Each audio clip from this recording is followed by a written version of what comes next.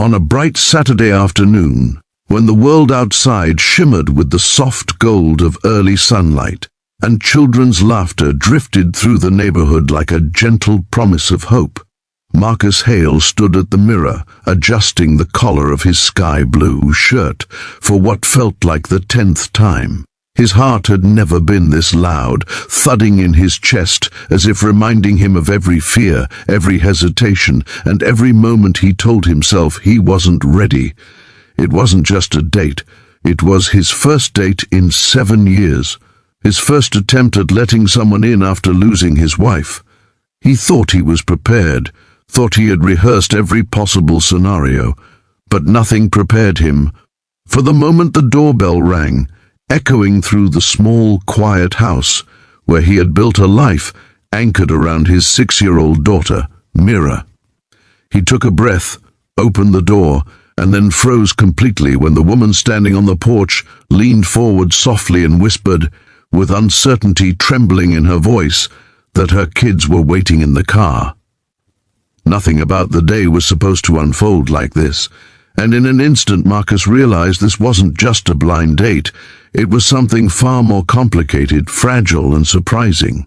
If you believe in kindness, second chances, and emotional stories that bring light to the heart, please like, comment, share, and subscribe to Light of Kindness. Your support helps these stories reach more people in need of warmth. Marcus blinked at the woman on his porch, trying to process her unexpected confession.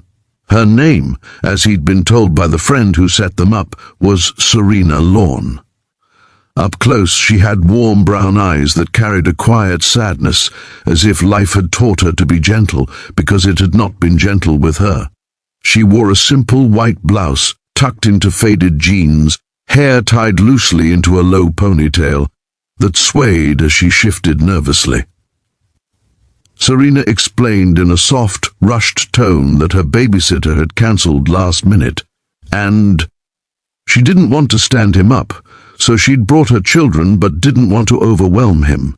Marcus felt the tension in her words, the worry behind them, and in that moment he understood something deeply. They were two parents standing at the intersection of fear and hope, unsure of how to step forward.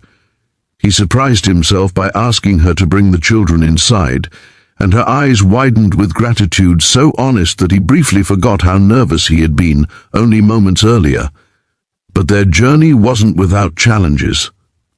One afternoon, Serena called Marcus in tears, overwhelmed after losing one of her part-time jobs. Her fear of failing her children suffocated her hope, and she confessed that she felt like a burden. Marcus drove to her place immediately, helping her fill out applications, watching her children so she could breathe, offering support she had never known someone would willingly give. The experience drew them closer, proving that affection wasn't just found in perfect days, but in the stormy ones where consistency meant everything. Eventually, Serena found a stable job at a community center, and Marcus celebrated her victory with a quiet picnic at a park where their children played under the warm sunlight. As they sat beneath a tall maple tree, Serena rested her head lightly on Marcus's shoulder, and he felt an emotion he thought he would never feel again, the gentle, steady confidence of falling for someone who understood him in ways words could not capture. Months passed, and the once strangers who met at a doorway had become something resembling a family.